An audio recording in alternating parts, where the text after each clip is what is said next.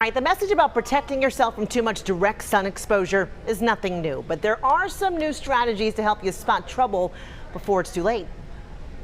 Melanoma is the most deadly skin cancer. Misshapen, oddly colored, and a sign of serious trouble because that blemish can become insidious, traveling inside your body. To imagine that a 1 millimeter skin cancer can ultimately travel to your lungs and your brain. Dr. Jennifer Lin is the director of Melanoma Risk and Prevention Clinic at Brigham and Women's Hospital. She says New Englanders have an added risk factor for skin cancer. 20% of people in the greater Boston area have at least some Irish heritage. Anybody who has fair skin that burns easily, light colored eyes, light colored hair, is at increased risk of developing melanoma. But with that added risk comes an important message. When it's caught early, melanoma is curable, and a little prevention can go a long way. We're not telling people to be in caves.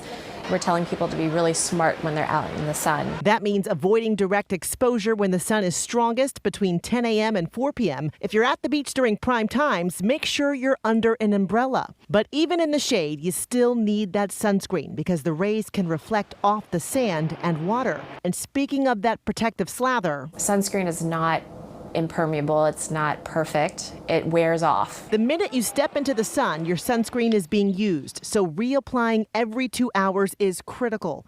Even if you are doing all the right things, keeping your eyes open for any unusual or suspicious blemishes is critical. Dr. Lin strongly recommends a self-check once a month. It's looking at yourself from head to toe in front of a mirror, and then having a partner look at your backside or having a handheld mirror. There's also been a big push to train hairstylists and masseuses to pick up on signs of melanoma to flag something that looks unusual. We shouldn't be offended if somebody comes up to us and says, "Hey, have you ever had that checked before?" Because that person's looking out for you.